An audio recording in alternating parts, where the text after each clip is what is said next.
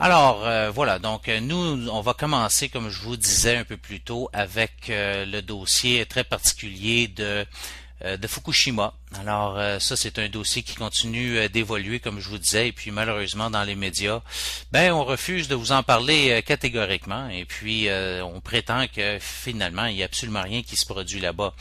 Alors qu'on a des développements qui sont réellement très inquiétants. De quoi s'agit-il? Eh bien, écoutez, on va commencer avec il y a déjà 5 semaines de cela. Alors, on va faire rapidement là un peu une chronologie. Là, on va remonter vers la fin décembre et puis se diriger vers le moment où on en est là au mois de février. On a découvert ici un article qui parle que le plutonium de Fukushima a maintenant fait le tour de la planète. Alors ça a été publié c'est une étude là qui a été publiée dans le journal de la radioactivité environnementale qui confirme que les retombées radioactives du désastre nucléaire de Fukushima ont atteint l'Europe, la Lituanie, et puis ceci inclut le plutonium. Ensuite, il y a des événements qui se sont déroulés aussi. Ça fait 5 semaines de ça. Vous savez, on est rendu quasiment à la date d'anniversaire de la première année de cet événement. Donc, ça fait presque un an maintenant que Fukushima s'est produit.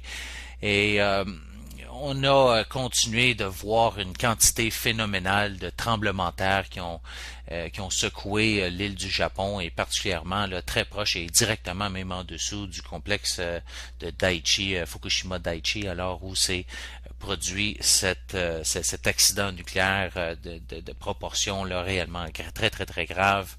Et puis, écoutez, chers amis, il se trouve qu'il y a eu des secousses de tremblements de terre sous le complexe de Fukushima.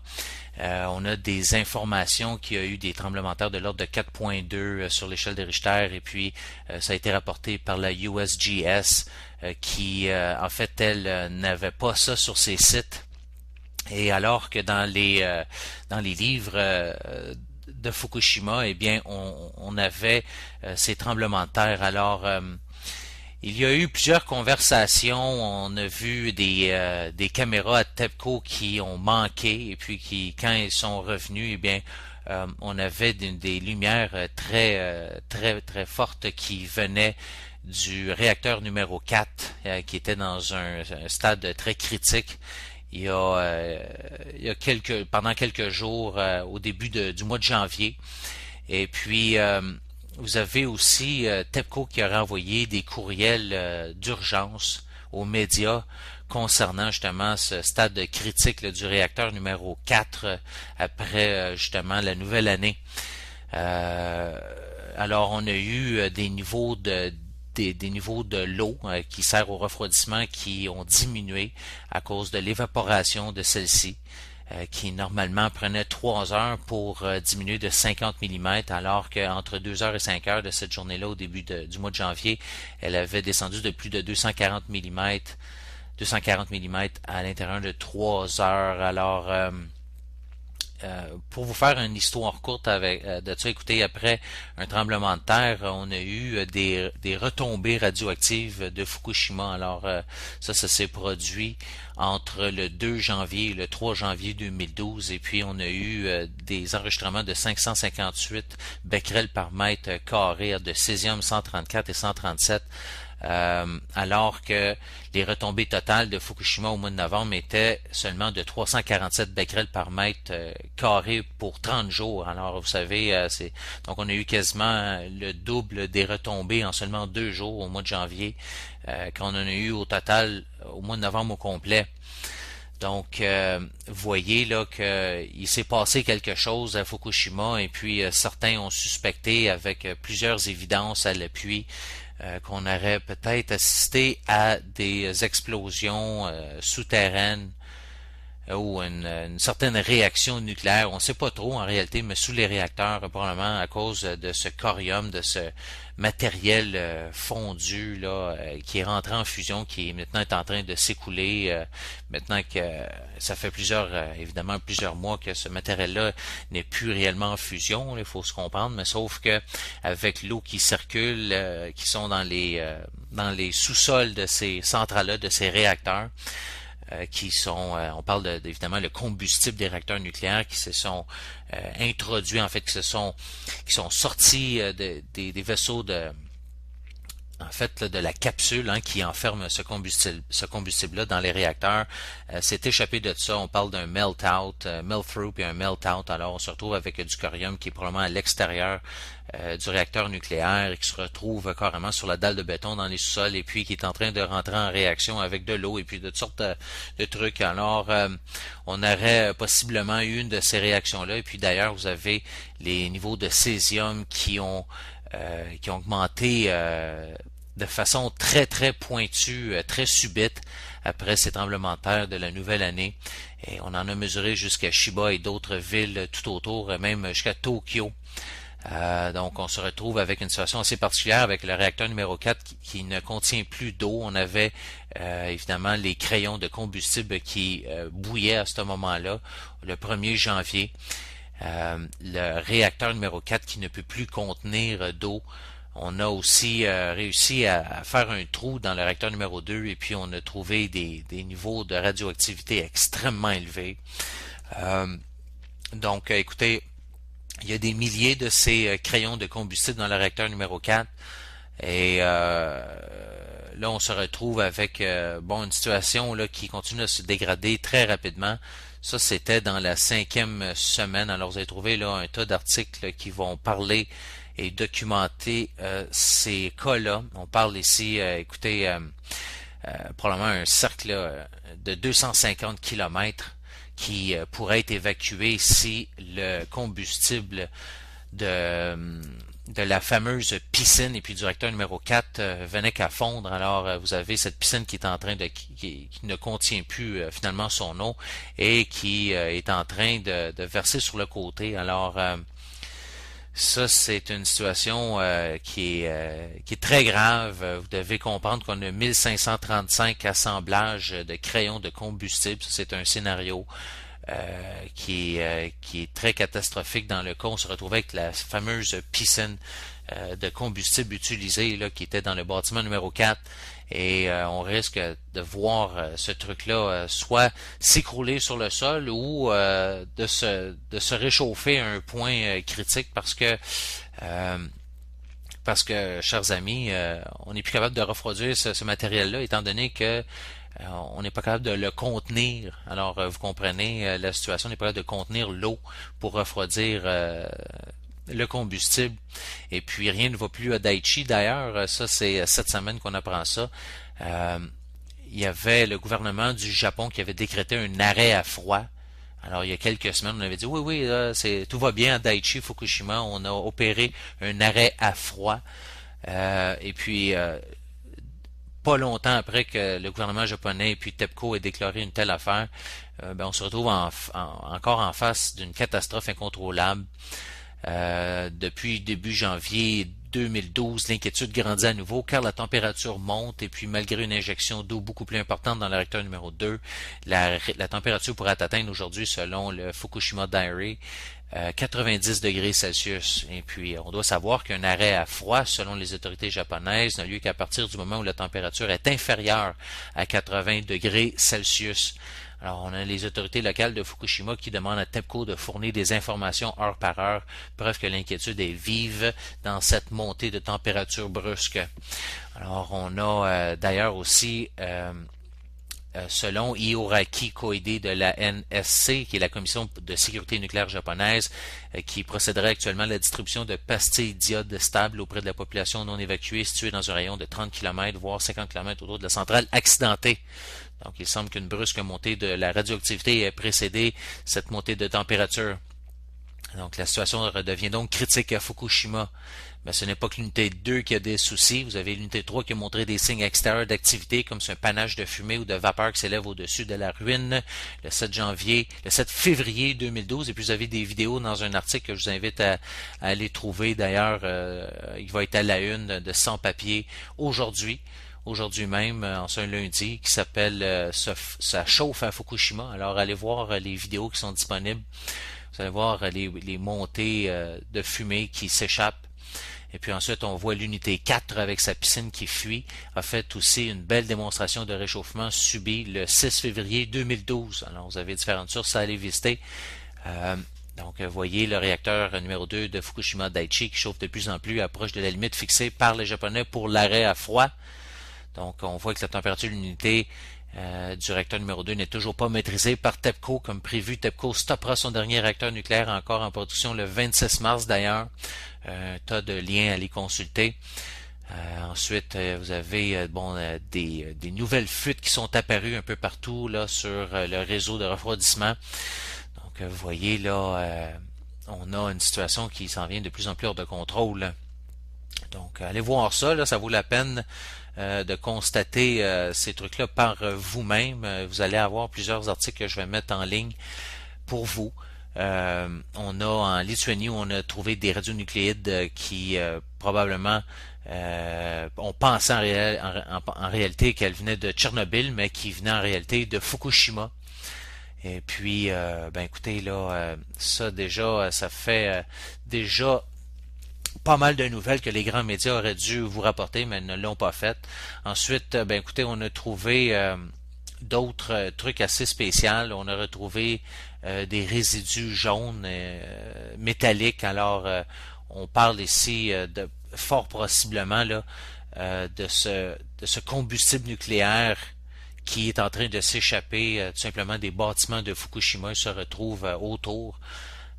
Donc aussi vous avez de plus en plus d'articles qui parlent des gens qui perdent leurs cheveux, on parle d'animaux, des oiseaux qui naissent déformés, ça commence là, vous allez voir là des maladies qui apparaissent, on a retrouvé des problèmes chez la thyroïde de plus de 30% d'enfants dans une des villes proches de Fukushima. Écoutez, c'est assez particulier là, vous allez voir ça. On a trouvé aussi toutes sortes d'animaux marins qui ont été retrouvés morts proche de l'île de Vancouver. Ça a été apporté par un océanographe. Alors, on parle d'animaux là, qui semblent être affectés par toute cette situation. Alors, ça aussi, ça va être évidemment à suivre. Donc, voilà, on va y aller maintenant dans la semaine 43. Alors là, je venais de vous passer en revue la semaine 42 ici. Vous avez les résidents de Fukushima qui ont senti plusieurs tremblements de terre qui ressemblaient à des explosions souterraines qui n'étaient pas ressentis comme étant des tremblements de terre normaux. Alors, plus d'informations par rapport à ça. Écoutez, vous avez étrangement d'ailleurs aussi des pics de radioactivité à Fukushima jusqu'au Japon, en même temps que ces fameux tremblements de terre qui semblent être des explosions souterraines. Assez particulier, vous avez des parties du béton sous la piscine de combustible utilisée. Numéro 4 qui sont en train de tomber sur le sol. Alors la piscine qui est en train de s'écrouler réellement, de se défaire. Vous avez un article ici qui s'appelle Jour 308. On est passé déjà ça, là, mais c'est l'article lorsqu'il a été publié. On était rendu au jour 308. Aux États-Unis et Canada, Europe, les radiations qui viennent de Fukushima. Alors, vous avez des cartes et puis des vidéos à les consulter. Vous allez voir les retombées qui réellement retombent un peu partout à travers la planète. Donc, vous avez vraiment des articles là, assez particuliers. Vous avez un autre ici du NRC dans un courriel du mois de mars qui disait que les parois, les murs de l'unité numéro 4 de cette piscine de combustible utilisé s'étaient effondrés puis qu'il n'y avait pas d'eau à l'intérieur. Alors, vous voyez que réellement on fait face à une situation réellement là, très grave. La température à ce moment-là qui avait plus de doublé avait atteint 100 degrés Celsius. Alors On dit qu'il y a une très basse possibilité de recriticalité. Alors, on parle de réaction nucléaire ici. On ne veut pas croire à cela, alors qu'on a toutes les évidences qu'il se passe évidemment quelque chose dans ces réacteurs. Un autre avocat ici japonais qui déclare, lui, pas un avocat en réalité, c'est une personne du gouvernement, lui qui a déclaré que le gouvernement, il est possible que le gouvernement cache des récentes explosions au réacteur numéro 4. Alors, vous avez toutes les sources ici à consulter. Alors, c'est vraiment inquiétant de voir ça. C'est une des choses là, qui ressortait particulièrement de ces dernières semaines. On dit ici, vous avez des tweets de Fukushima qui disent que les tremblements de terre récents étaient ressentis comme étant quelque chose de différent que de la normale. Et puis, pas à dire s'il y en a bien qui savent c'est quoi que c'est qu'un tremblement de terre, c'est bien les Japonais. Donc, vous avez une série d'articles comme ça là, qui sont à consulter. On parle ici aussi de plusieurs employés de TEPCO qui sont transportés à l'hôpital. Certains reçoivent des traitements, certains d'autres non. Une chose qui est certaine, c'est que ces gens-là sont dissimulés des médias. Alors, peu importe ce qui arrive aux travailleurs de TEPCO, qu'ils meurent ou qu'ils soient largement contaminés, qu'ils sont malades, on n'en parle pas du tout. Alors, on parle ici, on parle d'un nuage radioactif qui a été détecté en Australie. Alors, vous voyez que réellement, ça se ramasse un peu partout, là.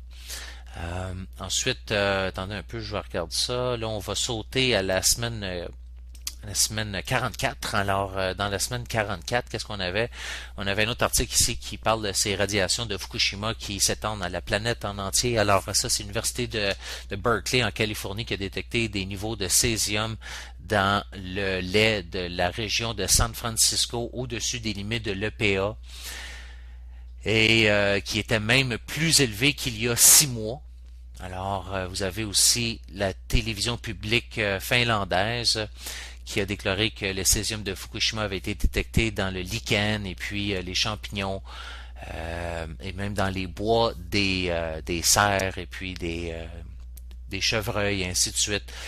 En Finlande, en Australie, ben vous avez la Radiation Protection and Nuclear Safety Agency qui a confirmé qu'un nuage de radiation avait atteint la côte est de l'Australie. Vous avez la côte ouest du Canada aussi qui maintenant est en train de recevoir les débris du Japon. Alors les débris du fameux tsunami qui emporte depuis ce temps-là des débris hautement radioactifs à travers l'océan Pacifique qui est en train d'atteindre maintenant la côte ouest du continent nord-américain. Alors ça aussi, ça a été des nouvelles qui ont fait la manchette dans les réseaux qui sont bien informés sur ce qui se passe à Fukushima. On dit ici que les officiels américains, canadiens et japonais ont planté un coup de couteau dans le dos, ont finalement trahi leurs citoyens par le fait qu'ils ont caché ces fameuses radiations. Ceci revient en fait à tout simplement là, une agression ou un meurtre contre ses propres citoyens. Alors au lieu d'admettre qu'on avait un problème assez sérieux à cause de ces retombées radioactives de Fukushima, on a tout simplement refusé de faire les tests, on a tout simplement caché toutes ces données-là. Et puis, écoutez, seulement quelques mois plus tard, on est en train d'avouer finalement qu'on avait une situation qui était beaucoup plus grave que celle qui était affichée, si vous voulez, par les officiels de nos pays. On parle de cancer de la thyroïde ici qui continue d'augmenter. Écoutez, ça c'est des cas de cancer de la thyroïde qui ont plus de doublé depuis 1997 aux États-Unis. Donc, écoutez, on parle de l'eau du sous-sol, la nappe phréatique qui est contaminée avec des radiations puis d'autres produits cancérigènes qui sont en hausse. C'est de nouvelles informations qui ont été relâchées par la US National Cancer Institute qui estime que 56 460 personnes vont développer le cancer de la thyroïde en 2012 et puis 1780 vont en mourir. On dit que ceci est en hausse fulgurante. Là, en 1997, on avait 16 000 de ces cancers de la thyroïde. Alors, on parle d'une augmentation de plus de 253% en 15 ans, alors que la population américaine n'a augmenté que de 18% pendant cette période de temps. Donc, voilà, écoutez, toutes sortes de trucs comme ça. On parle de ces fameux mouchoirs aussi qui pourraient En fait, on a trouvé des mouchoirs qui ont été trouvés ça s'appelle Bed Bath and Beyond. Alors c'est une compagnie qui fournissait des genres de mouchoirs et puis ces trucs-là étaient malheureusement contaminés par des radiations. Et puis combien de radiations exactement? Ben écoutez, on disait que de se tenir proche de ces dispenseurs de mouchoirs pour plus de 30 minutes par jour était l'équivalent d'être exposé à deux rayons X de la poitrine à chaque année. Alors, écoutez, c'est quand même assez incroyable, là. Donc, on a des pics qui sont enregistrés depuis le début de cette catastrophe nucléaire, des pics de retombées de césium à Fukushima et puis un peu partout à travers le monde. Alors, vous allez trouver énormément de nouvelles qui font état de cela. Ensuite, on va sauter à la semaine 45. Alors, on approche de notre semaine où on en est. On est rendu à la semaine 46, nous. Alors, on parle ici, ça c'est Associated Press qui parle de l'intégrité du réacteur numéro 4 du fameux bâtiment qui était très inquiétant selon plusieurs experts. On parle d'une possibilité de l'effondrement de cette piscine de combustible utilisé. Ceci pourrait être évidemment beaucoup pire que les trois fusions des autres réacteurs. Pourquoi? Ben parce que ce truc-là contient des tonnes, en fait, environ 1500 tonnes de combustible nucléaire, alors que dans les réacteurs, normalement, on en contient que quelques dizaines de ces fameux crayons de combustible, alors que dans cette piscine, on en a quelques milliers. Alors, vous voyez que si ce truc-là est pour foutre le camp à terre, eh bien, on va se retrouver avec une situation du jamais vu sur la planète Terre. Là. Je veux dire, c'est certain que le Japon va être condamné et puis on va avoir un sérieux problème pour le futur, chers amis. Donc, ensuite, ben, vous avez les fameux filtres à air EPA. En Californie, EPA, les fameux filtres EPA, c'est des filtres très très performants là, qui filtrent l'air à l'ordre de quelques microns. Alors, c'est fait pour filtrer même jusqu'à les moisissures et puis la suie et ainsi de suite. Et bien, vous avez de ces fameux filtres à air en Californie qui ont enregistré des niveaux de radiation 538% au-dessus de la normale. OK, donc des niveaux de 351 à 538% au-dessus des niveaux environnants, si on veut, le background levels. Alors ça a été des tests qui ont été conduits par Enviro Reporter qui ont montré qu'on avait des taux bien plus élevés que les radiations normales environnantes et que ceci est fort probablement en provenance du désastre nucléaire de Fukushima. Alors évidemment que ça prouve que la planète entière a été vraiment touchée par ça. On a aussi de ces fameuses conduites d'eau qu'on a installées pour opérer le refroidissement de ces fameux réacteurs qui a gelé à certains endroits durant l'hiver. On a au-dessus de 8,5 tonnes d'eau radioactive qui a fui de la centrale nucléaire de Fukushima. Donc, ces gens-là à TEPCO n'ont pas bien hiverné, en fait, là. J'ai un terme pour ça, je pense que c'est hiverner. En tout cas, c'est mettre en fait des des produits qui empêchent les liquides, en fait, et l'eau de geler durant l'hiver. Alors, des trucs là, qui sont nécessaires pour faire en sorte que l'eau ne gèle pas dans les conduits et puis prendre l'expansion et les fasse éclater. Alors, ceci a été mal fait par TEPCO et puis on a eu plusieurs fractures comme ça de conduits d'eau et puis, ben écoutez, chers amis, ça a fait en sorte qu'on a eu plus de 8,5 tonnes d'eau radioactive qui s'est répandue. Alors, c'est pas des farces quand on vous dit que ça va pas bien là-bas, ça va vraiment pas bien. On a même aussi un phénomène sans précédent qui découle du fait qu'on a utilisé de l'eau salée dans les réacteurs de Fukushima qui ont formé des nouveaux composés d'uranium qui sont capables de voyager à longue distance, en fait, de se déplacer sur de longues distances. Vous voyez là, c'est aussi des trucs euh, qui, euh, qui sont nouveaux, en fait, qu'on n'a jamais rencontrés avant. Et on se retrouve avec des composés nouveaux d'uranium qui semblent prendre encore plus de temps à se décomposer et qui semblent maintenant se déposer dans le fond des océans.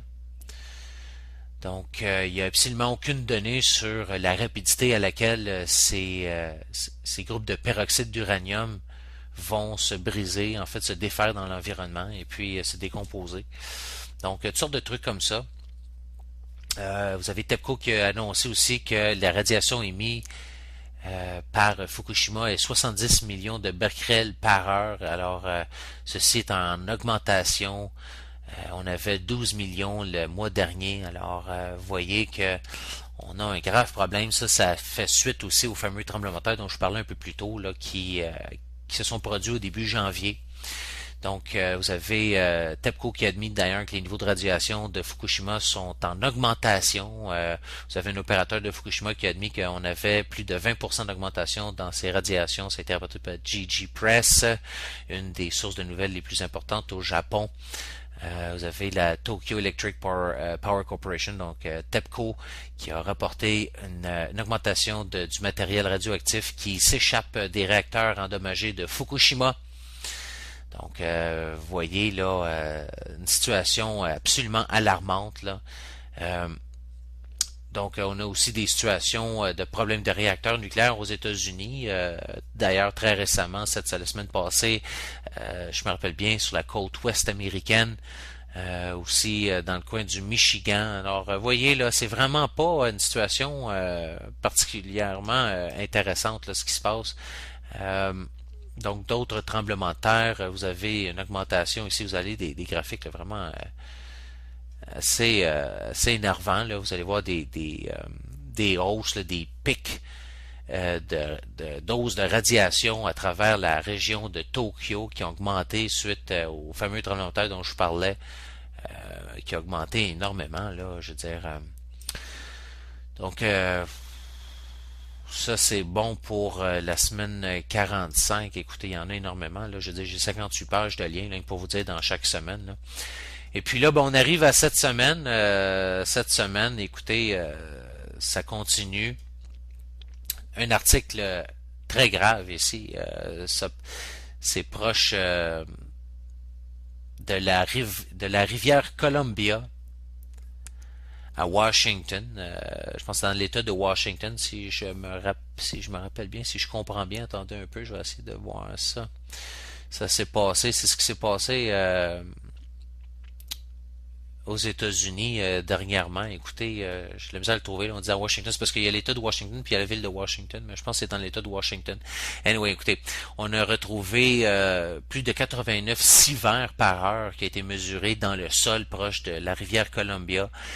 Et puis, on parle ici de la pire contamination seulement que quelques mètres à peine de la nappe phréatique. Et puis 89 sieverts, rappelez-vous que 4 sieverts est fatal après quelques minutes d'exposition. Alors, j'imagine que vous n'avez pas trop entendu parler. Ça, c'est les officiels de Hanford qui sont aux prises avec ce problème-là. Alors, vous voyez que ça va pas mal, pas juste à Fukushima. Vous avez un thermomètre qui, on parlait de ces hausses de température-là un peu plus tôt, là, au début de l'émission, là, quand je parlais, c'est en train de se passer à Fukushima en ce moment même. Ensuite, vous avez un article ici qui parle des réacteurs nucléaires de Fukushima qui sont dans une autre fusion, apparemment encore. Ensuite, vous avez les plus hauts niveaux de césium radioactif qui ont été détectés dans le lait de la région de San Francisco en août 2011. On parle qu'on est maintenant à 150% des maximums limites de l'EPA. On dit que la population des enfants, c'était rapporté par un journaliste de la ABC, qui parle que la population d'enfants de Fukushima a diminué de 6% depuis le désastre nucléaire. C'est une situation des plus significatives et puis qui est complètement absente de la scène médiatique. Donc, vous avez le Chinois qui rapporte qu'on a de l'iode 131 radioactif qui a été détecté en Autriche. Donc, donc voilà, ça continue. C'est très grave ce qui se passe. Les températures continuent d'augmenter. Alors, on n'a pas vraiment d'arrêt à froid tel que déclaré par les autorités japonaises et puis TEPCO. On a des radioactivités qui sont détectées un peu partout, proche des écoles, à Tokyo.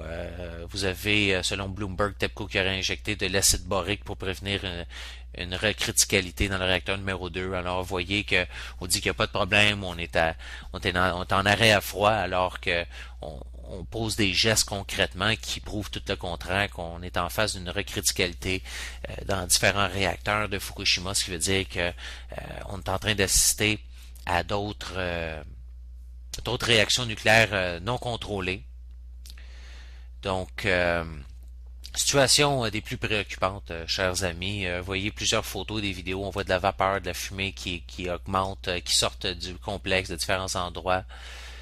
Vous avez la température qui a doublé dans la piscine de combustible utilisé numéro 3. On parle de 70% de plus à numéro 6 aussi.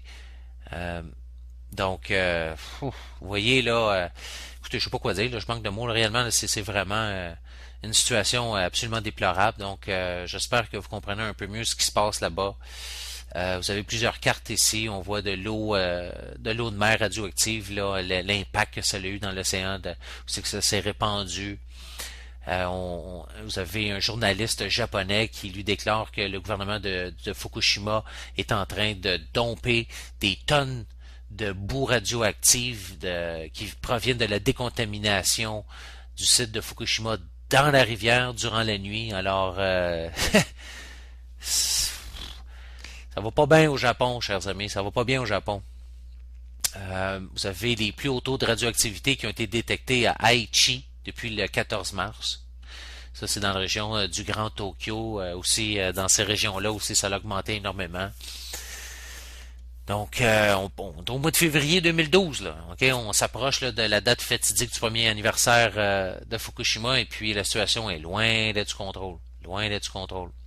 Donc, pendant ce temps-là, vous avez la NRC aux États-Unis qui a approuvé la construction d'un premier réacteur nucléaire depuis 30 ans, avec les mêmes failles dans le design des réacteurs de Fukushima qui n'ont pas été arrangés. Alors, vous voyez, là, on n'apprend pas du tout de nos erreurs en plus, ce qui est le plus décourageant. Donc voilà, c'est ça. C'est le dossier de Fukushima. C'est comme ça que ça se passe. Donc, nous, on fait une petite pause et puis on va revenir après ça avec d'autres nouvelles pour vous, chers auditeurs. À très bientôt.